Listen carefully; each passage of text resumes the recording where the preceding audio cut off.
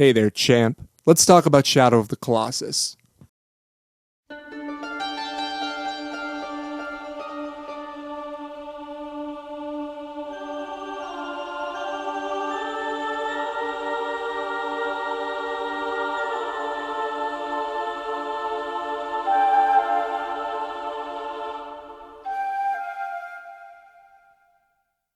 Shadow of the Colossus is a 2005 PlayStation 2 game developed by Team Ico and directed by Fumito Ueda.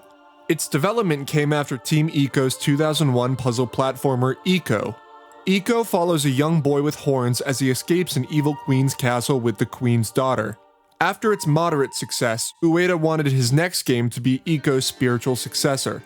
The resulting game was Shadow of the Colossus, released in Japan as Wander in the Colossus. The game is a minimalist experience. It's centered around a vague plot, 16 boss fights, and not much else. Shadow of the Colossus was a commercial and a critical success. It stands as one of the greatest games ever made and a textbook case of video games functioning as both a text and a work of art.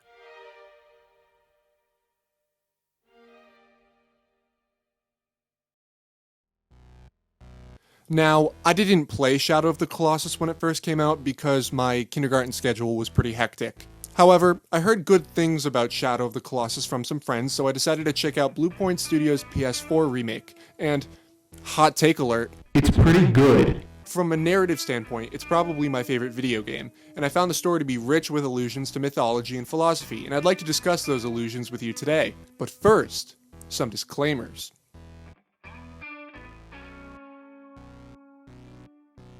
Let's dive in.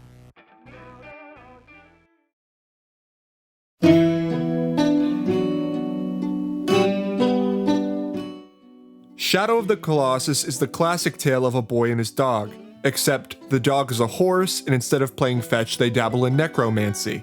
The story as it is explicitly told is pretty vague and left up for interpretation, but there is enough detail for fan speculation. Like 25,000 words of fan speculation.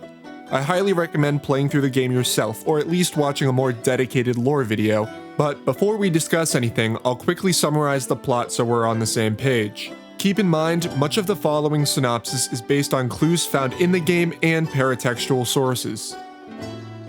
Shadow of the Colossus takes place in the Forbidden Lands, a cape isolated by cliffs in the north and a sea in the south. The Forbidden Lands are only accessible via a narrow bridge which leads into the Shrine of Worship, a massive temple in the center of the region. Centuries before the events of the game, the Forbidden Lands were once home to a thriving civilization which worshipped Dormin, a collection of entities with control over dark and light, life and death.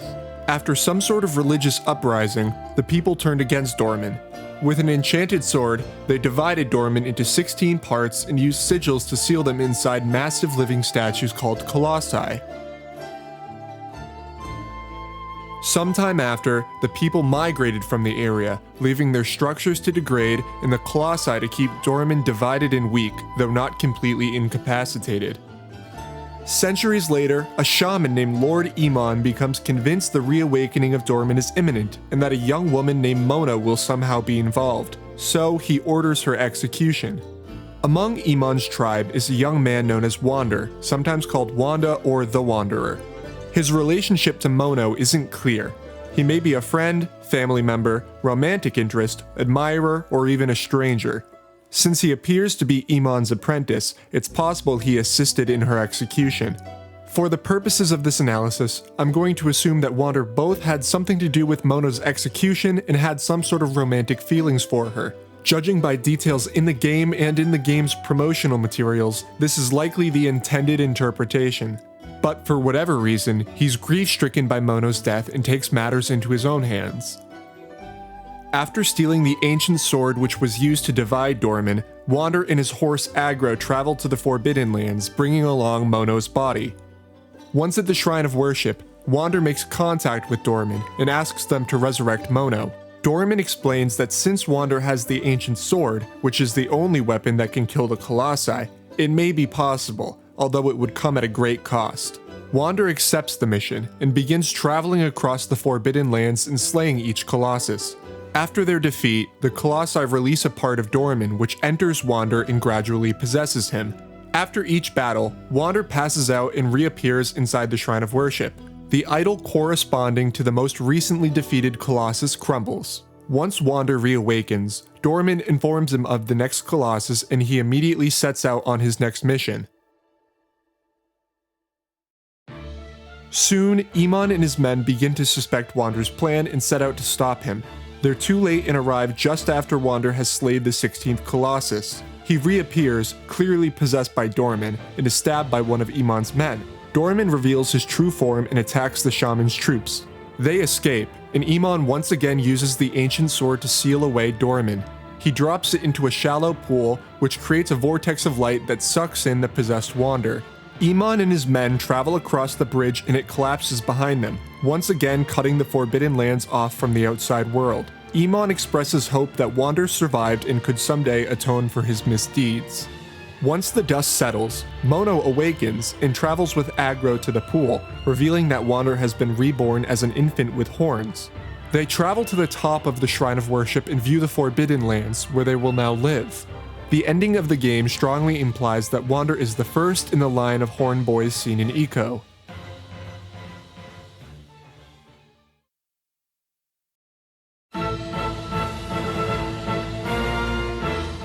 Shadow of the Colossus draws both plot elements and major themes from classical mythology, the set of legends of the ancient Greeks and Romans.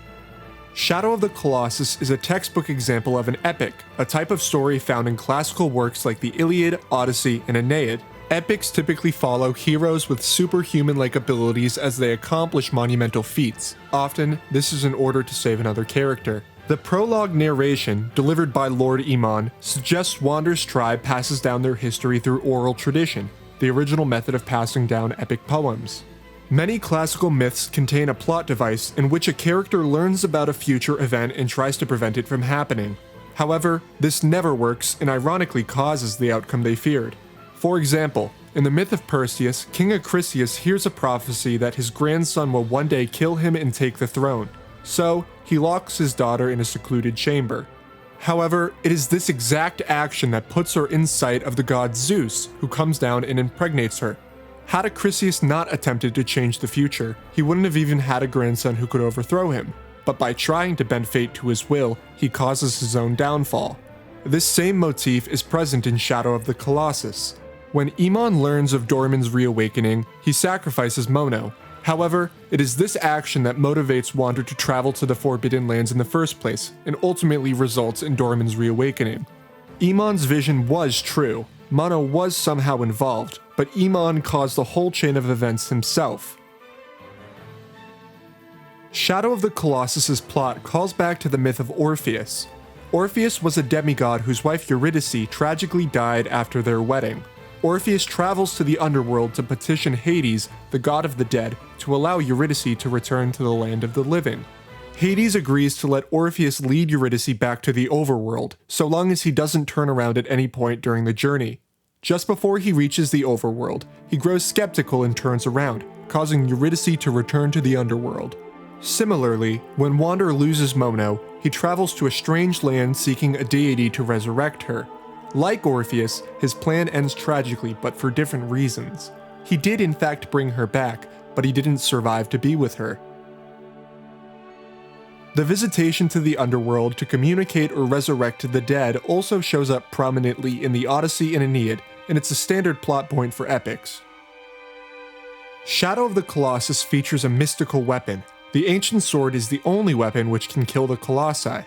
Frequently in Greco-Roman myth, our heroes receive enchanted tools and weapons that make their quests possible. When the hero Perseus is tasked with slaying the Gorgon Medusa, the gods give him a special sword and shield as well as a pair of winged sandals. In the Iliad, the demigod Achilles is said to have an intricately decorated shield crafted by Hephaestus, the god of blacksmiths.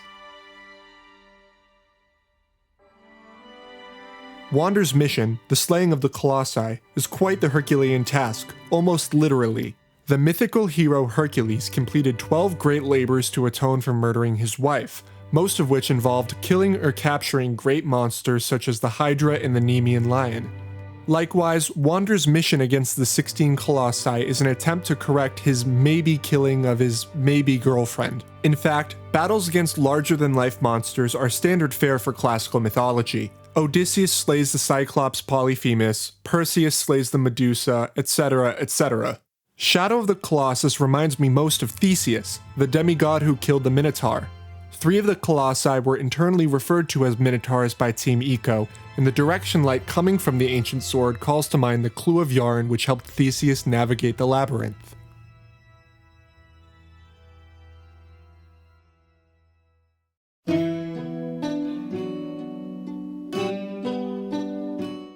The game's sort of antagonist Doraemon emphasizes duality. They have power over dark and light, and appear both as clouds of dark smoke and as glowing aura. When a Colossus is killed, the fragment of Doraemon it contains manifests in 2 ways: black tendrils which infect Wander, and a beacon of light which shoots upwards. After Wander kills each Colossus, another shade appears by him, while a dove appears by Mono. When we first meet Doraemon, they have both a male voice and a female voice sounding simultaneously.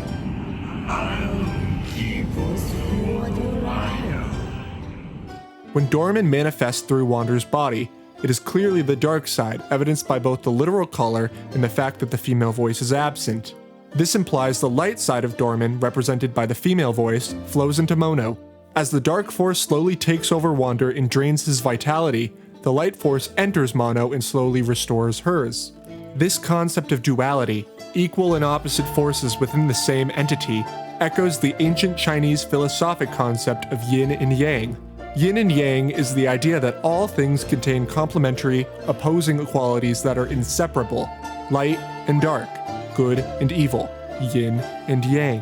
The extreme emphasis on the duality of Doraemon as an entity of both dark and light, with powers over life and death with a male and female voice, contained within a circle, embodies this concept.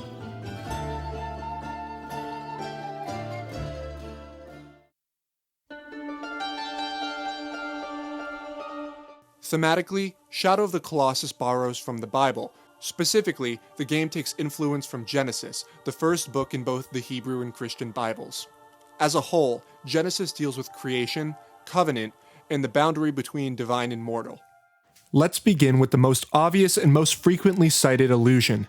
Doraemon backwards is Nimrod.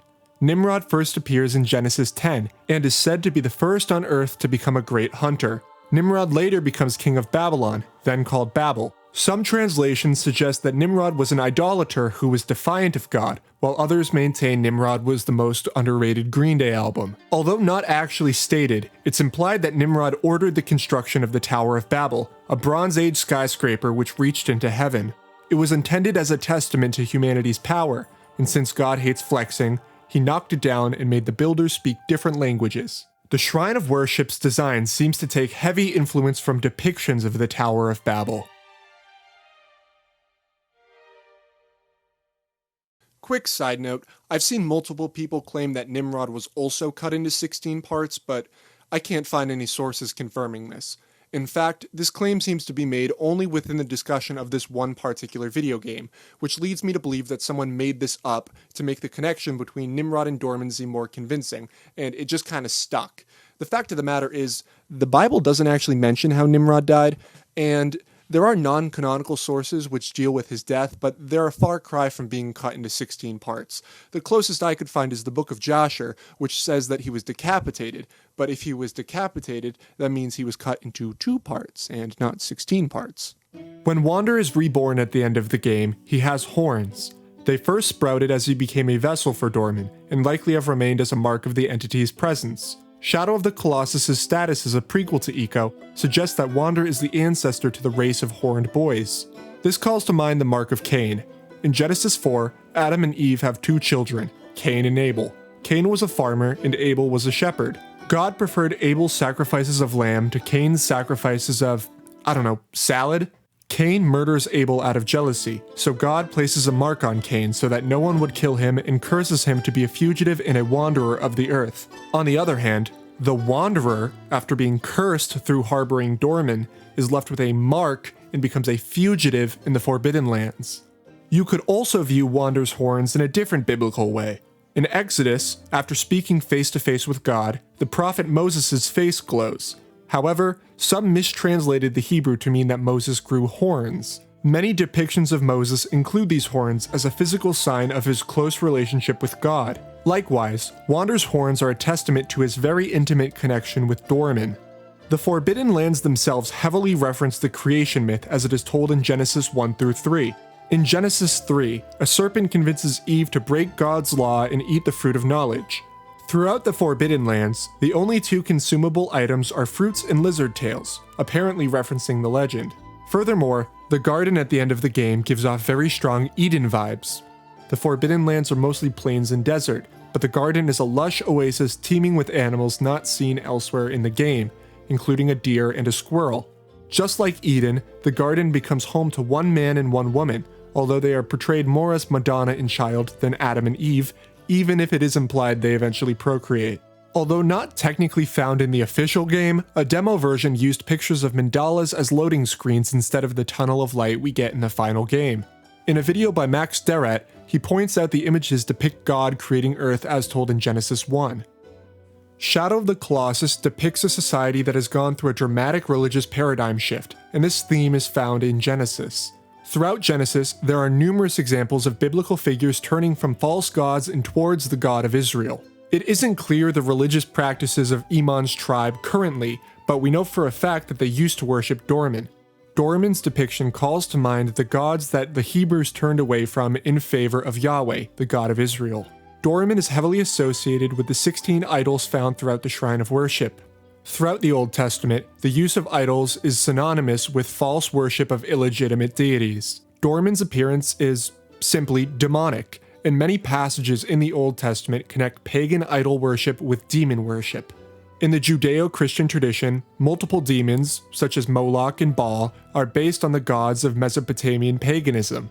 So, as an idolatrous demon that has been left behind by those who once worshipped it, Doraemon is associated with the biblical concept of a false god. Thus, you could interpret Shadow of the Colossus as a revenge story told from the perspective of a false god that had been abandoned by its followers. Shadow of the Colossus contains themes also found in Genesis, however it references them while subverting them, and it offers a mirrored backwards version. Genesis is very concerned with the boundary between God and man, and contains a number of stories specifically regarding humanity's attempts to breach this boundary. After Adam and Eve eat from the Tree of Knowledge, God banishes them from Eden. Historian Michael Coogan suggests this measure is taken so that Adam and Eve, who have proven they are disobedient, will not also eat from the Tree of Life. Knowledge and immortality together would make Adam and Eve gods themselves, violating the mortal divine boundary. Remember the Tower of Babel? That's another example. The tower is built so that humans can reach into the heavens, trespassing in a no-mortal zone and provoking God's wrath. Throughout Genesis, we even see God shortening the lives of humans so they are further removed from divinity. Towards the beginning of Genesis, patriarchs like Noah were easily living into their 900s. After sons of God, lesser entities like angels, reproduce with humans, God says, "My spirit shall not abide in mortals forever, for they are flesh. Their days shall be 120 years. Currently, life expectancy in the US is hovering around 79 years, so I can only wonder what's been going on behind the scenes. Another major theme of Genesis is covenant, the binding relationship between God and his people. There are three main covenants in the Old Testament: the Noahic covenant, the Abrahamic covenant, and the Mosaic or Sinai covenant. I propose that the deal between Wander and Doraemon is a mirror image of the Abrahamic covenant, found in Genesis 17. The covenant between God and Abraham is initiated by God and it's more or less unilateral. God promises Abraham countless descendants and a homeland for them, and circumcision is the only condition. On the other hand, Wander and Doraemon's agreement is instigated by Wander and requires a great deal of labor on his part. God's covenant is a very specific promise and it's guaranteed. Doraemon's promise is less sure. God promises Abraham offspring, while Doraemon says he may be able to resurrect Mono. And, at the risk of sounding reductive, the Abrahamic covenant is good, and the Doraemonic covenant is bad, at least as they are framed by their respective texts. So, just as the game upends the Bible's division of mortals and deities, it subverts the biblical trope of covenant.